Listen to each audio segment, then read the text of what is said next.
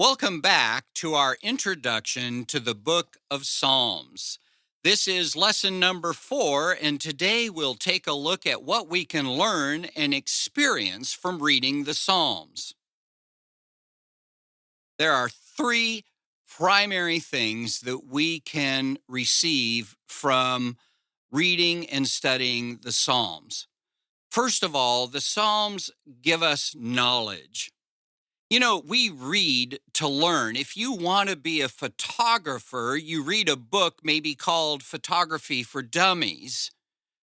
We read the Psalms for the same reason. We read them to get to know God better and to understand Him more deeply.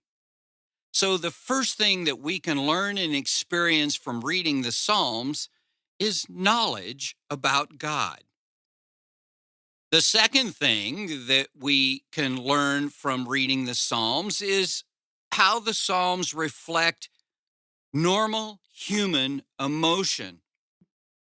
The Psalms are full of emotion. We have entire genres of Psalms based on their emotion. Remember from last week, we talked about the different genres of Psalms.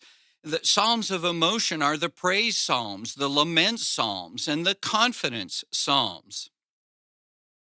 Well, there are additional emotions present in the Psalms, things like reverence, shame, sadness, anger, and doubt. Reverence, for example, we see in Psalm 8:1. O Lord, how majestic is your name in all the earth. You have set your glory above the heavens. Or shame as an emotion is seen in Psalm 44:15. All day long, my disgrace is before me, and shame has covered my face. We see sadness displayed in the Psalms. Psalm 6, verses 6 and 7. I am weary of my moaning. Every night I flood my bed with tears. I drench my couch with weeping. My eyes waste away because of grief. It grows weak because of all my foes.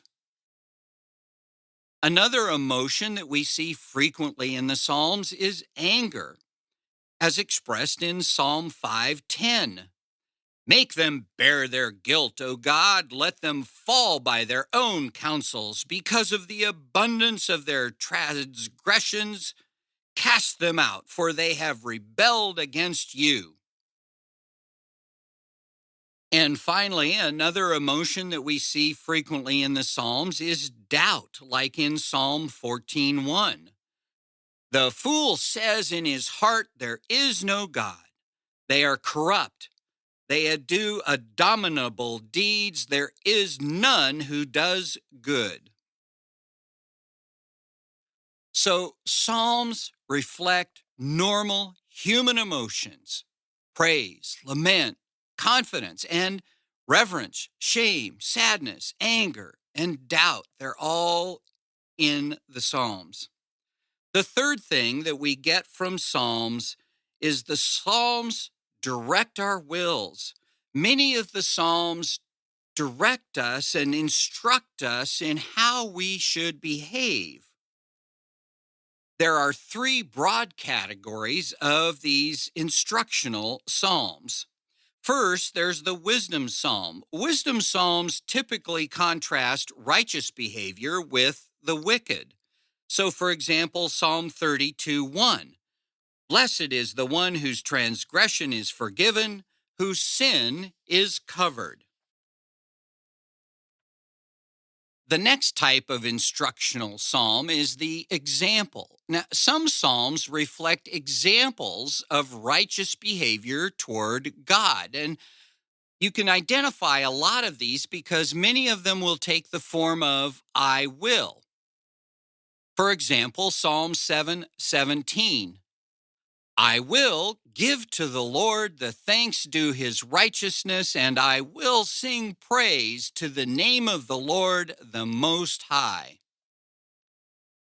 The third version of the instructional psalm is the command. Some psalms of worship command certain kinds of behavior. So, for example, Psalm 103, 1 and 2. Bless the Lord, O my soul, and all that is within me. Bless his holy name. Bless the Lord, O my soul, and forget not all his benefits. Well, that's it for lesson number 4, what we can learn and experience from reading the Psalms, knowledge, human emotion, and how we can live with God, how we can conform our will to the will of God.